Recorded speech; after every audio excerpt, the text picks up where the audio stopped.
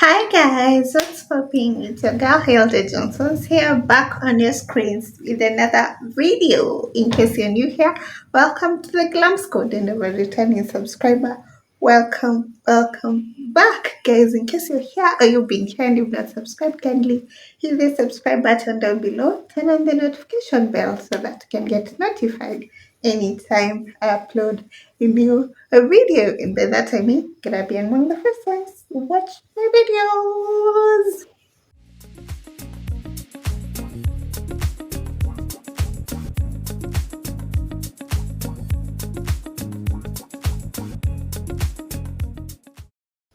Hi guys, what's popping? On today's video, I won't even talk much. I just have some. Okay, Ndambenia wapi. This is a part of Love Arena. It's not part of the episodes, but it's part of Love Arena podcast without the mics, the big mics. Sawa sawa.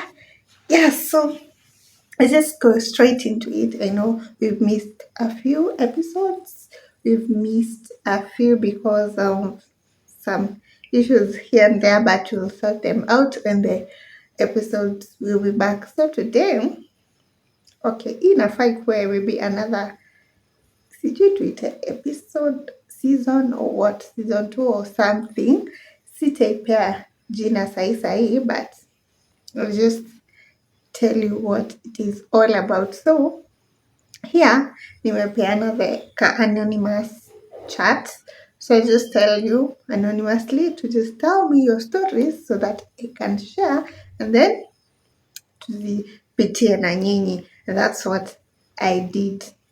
And someone gave me their story, which I just wrote it into my own language that I feel like it's and it's nini for all of us. Like all of us will understand this language because of course she was using a bit of sheng, a bit of um I know you of course you'll understand, but because we are not focusing only on people who know Swahili, only because we know we will get, and of course we are targeting a much wider audience. So I'll just go straight into the story. So I named it I married my best friend's husband, but that's not even the worst part. Yeah, that's what I named the whole, that's the title. So it goes like mskize. So I'm just going to go through it and then internalize na nyinyi, and then I've written down a few questions that I think will help me to, you know, figure out what's going on, ama tujibu, ama we pia ujibu hapo kwa comments tuone if it does make sense or not. So here it goes. That's how she started, but nimewambia nimeandika with my own language. So, niseme hapana sijui nini. Okay. I never thought my life would turn into one of those dramatic love stories you see in movies, but here I am, living in the mess I created. You know, I just have to give it a twist or something because story nimeisoma na mi nikaanalyze, then I've written it down nicely and nikaaduto to nini. I never thought my life would turn into one of those dramatic love stories you see in movies, but here I am living in the mess I created. So it all started with my best friend Vanessa. That's the name I've given her. I've given the best friend. It all started with my best friend Vanessa. We had been inseparable since high school, like sisters. She got married to her college sweetheart, Eric. Of course, that's another name. Ndo wenye wananini pia wasione or something. Okay, she got married. Na interrupt. Acha nianze bila interruptions. I never thought my life would turn into one of those dramatic love stories you see in movies. But here I am, living in the mess I created. It all started with my best friend, Vanessa. We had been inseparable since high school, like sisters. She got married to her college sweetheart, Eric, and I was genuinely happy for them. I was even her maid of honor. Their wedding was beautiful, their love seemed perfect. I never saw the storm coming. A year into the marriage, Vanessa started confiding in me about how Eric had changed. He was distant, always on his phone, and barely spent time at home. She was convinced he was cheating. I comforted her, told her to talk to him, and even offered to spy on him if she needed. But deep down, I didn't believe it. Eric wasn't that type of guy, or so I thought. Moskia story mpaka hapo. Or so I thought. Okay. One night, Vanessa called me crying. She had found texts between Eric and another woman. Ooh. The messages were flirty, intimate, and full of promises. But here's the shocking part. The messages were from the messages were from class. The messages were from me. Yes, the messages were from me. Now the owner of this story. Tamina Meza, just like you guys. I was the other woman. Well, I swear I didn't mean for it to happen. Huh? Eric and I had always been close, but after the wedding, we started talking more, especially when Vanessa wasn't around. It started with casual chats, then turned into late night conversations, then secret meetups. Before I knew it, I was in love with my best friend's husband. I was in love with my best friend's husband. What? Okay, fine. We go on. When Vanessa confronted me, I had no words. She was screaming, crying, shaking. I had betrayed the person who trusted me the most. She kicked Eric out and cut me off completely. I lost my best friend in the worst way possible. Guys, that's not even it. Story Jaisha, that's not even the worst part. Story bado, story tunaendelea. So, but here's the craziest part. Eric and I ended up together. Not just like together, like dating or stuff. You listen. A year after the divorce, he proposed to me. And guess what? I said yes. I said yes. He said yes. We got married in a small ceremony, but my happiness was never complete. I thought winning the man would make me feel victorious. Instead, I felt cursed. Our marriage was full of insecurities. Eric would always accuse me of cheating, saying, if you would betray your best friend, what's stopping you from betraying me? You know? And deep down, I knew he was right. The guilt consumed me. I started wondering if he could cheat on Vanessa with me. Would he cheat on me with someone else? And then it happened. What? One day I found messages on his phone, flirty, intimate, full of promises, but this time they weren't from me. He had found someone else. Now I'm sitting here reading those messages, realizing that karma is real. I lost my best friend and now I'm about to lose the man I thought was my soulmate. Maybe I was never meant to be in this love story. Maybe I just meant to learn the hardest lesson of my life. What? Tumeze? Tumeze? Mmeelewa story? Up to there, are we together? Are we together, guys? Mmeelewa, I hope you have, because I won't repeat. If you haven't, just click back ama rudisha nyuma usikize tena, because that's it. And so, like, I don't know, but for me, I'm also like, uh, they did, he did propose and they did a small wedding ceremony. And I'm like, of course, if I'm your best friend, many people who came to my wedding, I'm sure they will come to your wedding or something. Like the parents and whatnot. Now, allow they get married to the same person. Like, uliona wazazi wa the guy, sorry guys, wazazi wa the guy, of course, the guy akioa the first lady, they were there. And they saw that lady was the maid of honor. Then wamemwona kwa hii other wedding and they're just fine. That's so weird.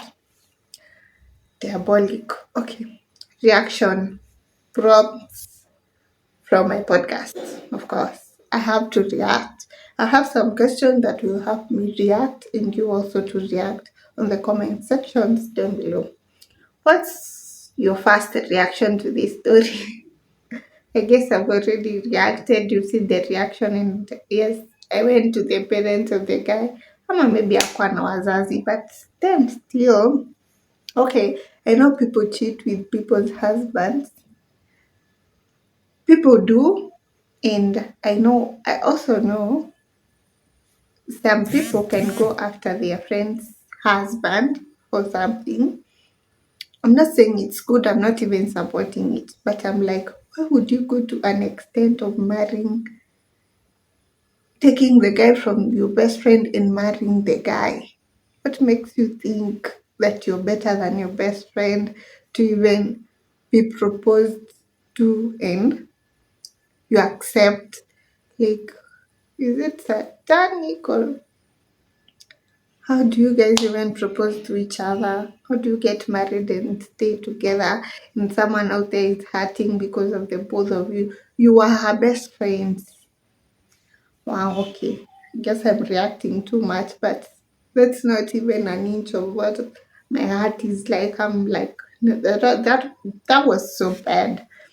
So, reaction two, did she deserve what happened to her or was she just blinded by love?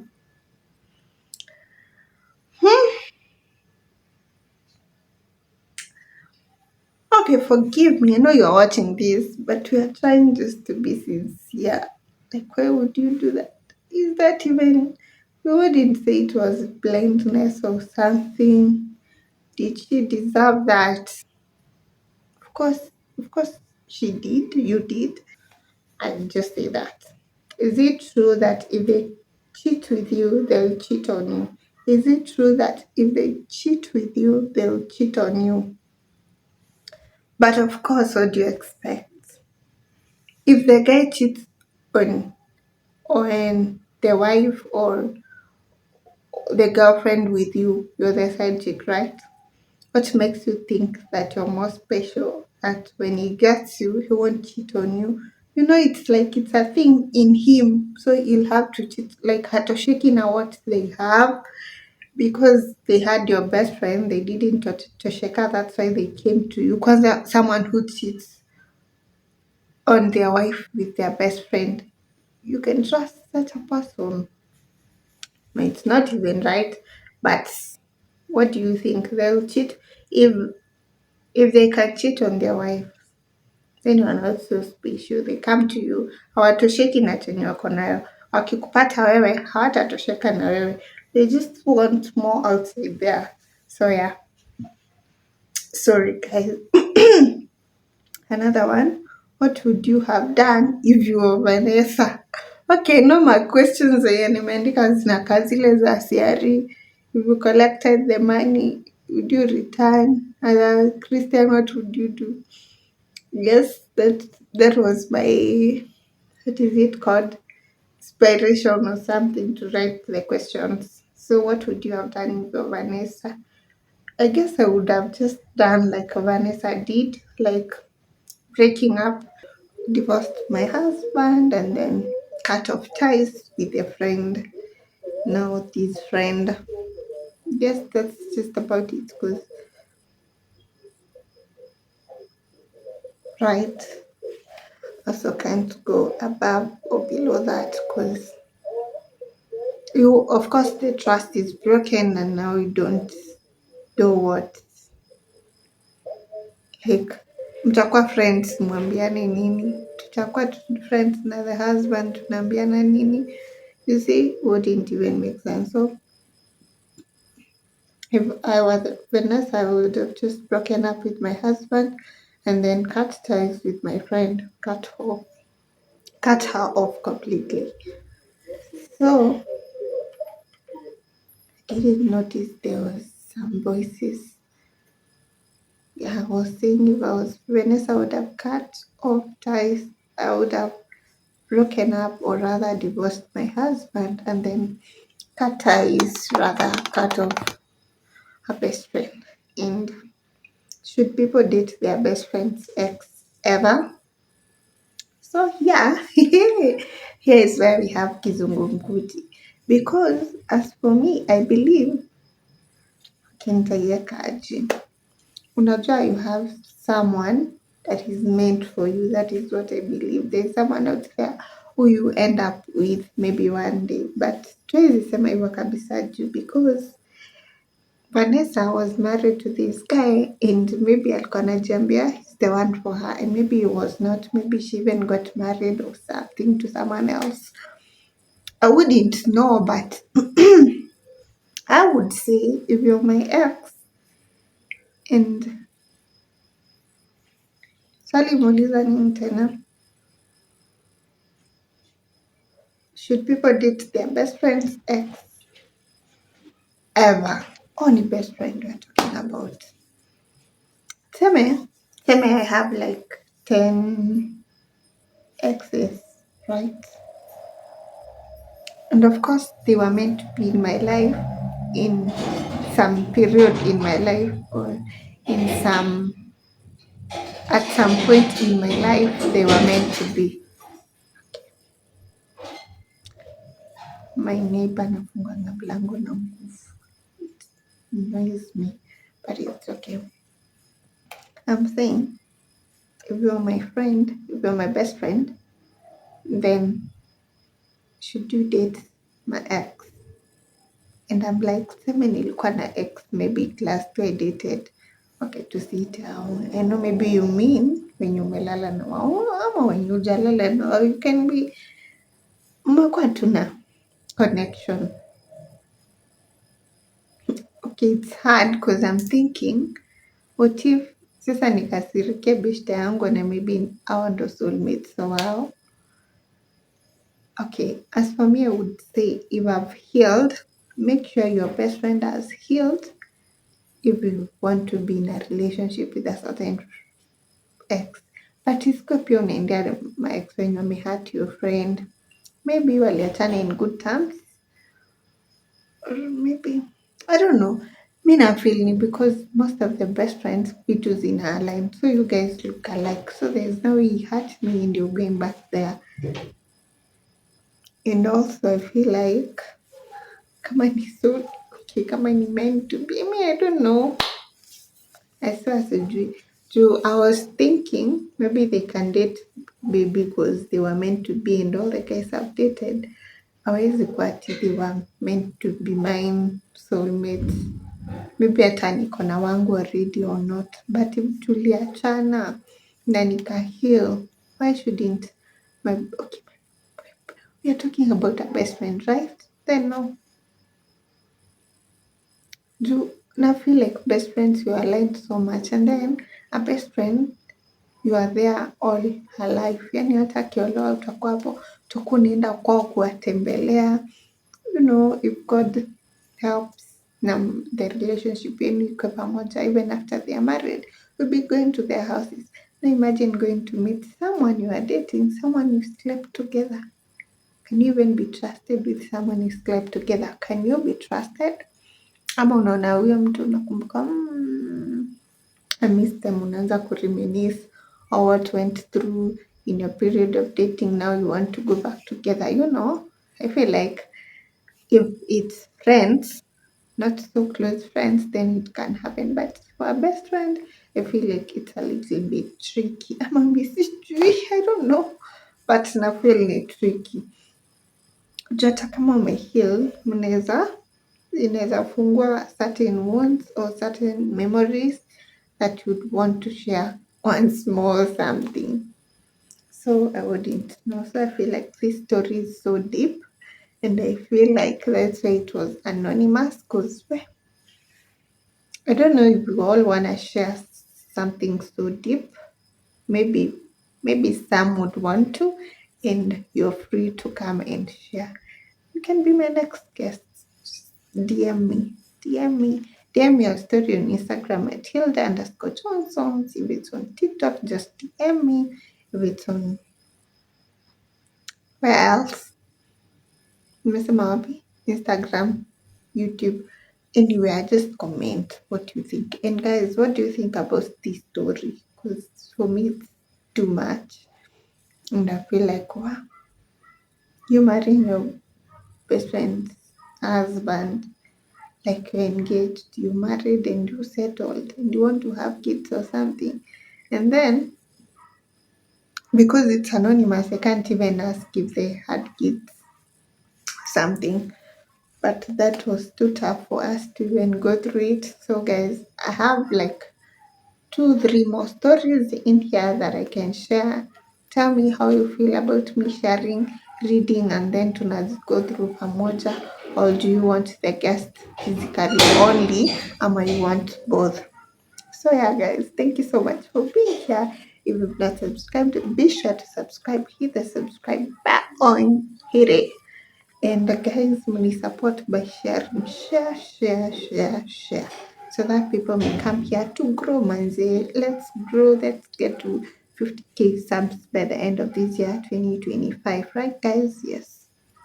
Yes, because we can do it. And thank you so much for being here. If you watched till here, if you've watched till here, you're so much appreciated, and I love you so much. Continue watching, watch the other videos if you haven't. Share, like, comment. It supports my channel, boosts my channel, so be sure to give it a thumbs up. Thank you so much guys for being here, and until my next video, bye, peace out.